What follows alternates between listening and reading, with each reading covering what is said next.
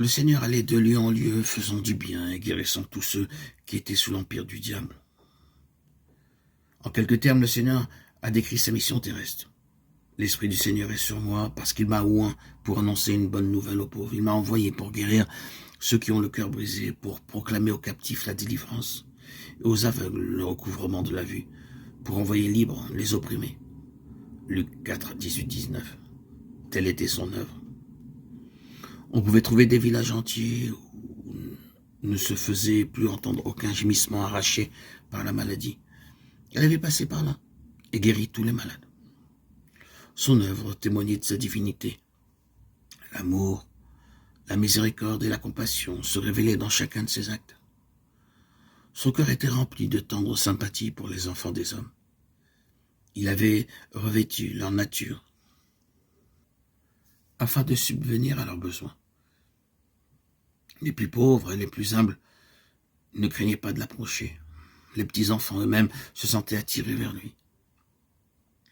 Ils aimaient à monter sur ses genoux et à fixer leur regard sur son visage pensif, où se lisait un amour infini. Jésus ne retranchait rien à la vérité, mais il la disait toujours avec charité. Ses rapports avec le peuple étaient empreints d'un tact parfait, d'une exquise délicatesse. Aucune brusquerie, pas un mot sévère sans nécessité. Jamais il ne faisait inutilement de la peine à une âme sensible. Il ne censurait pas la faiblesse humaine. Quand il disait la vérité, c'était toujours avec amour. Il dénonçait l'hypocrisie, l'incrédulité, l'iniquité, mais c'était avec des larmes dans la voix. Il pleura sur Jérusalem, la ville qu'il aimait, la ville qui avait refusé de le recevoir, lui, le chemin, la vérité et la vie. Elle avait rejeté son sauveur, mais il lui conservait néanmoins sa tendresse et sa pitié.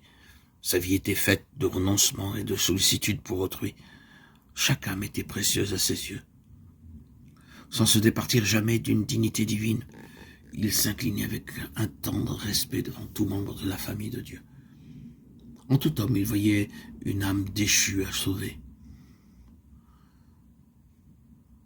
Tel est le caractère de Jésus révélé par sa vie. Tel est aussi le caractère de Dieu.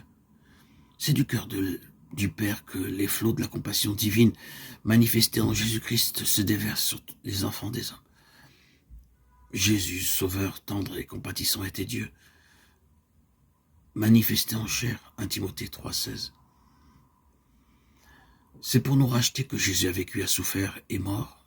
Il est devenu homme de douleur, afin de nous faire participer à la joie éternelle.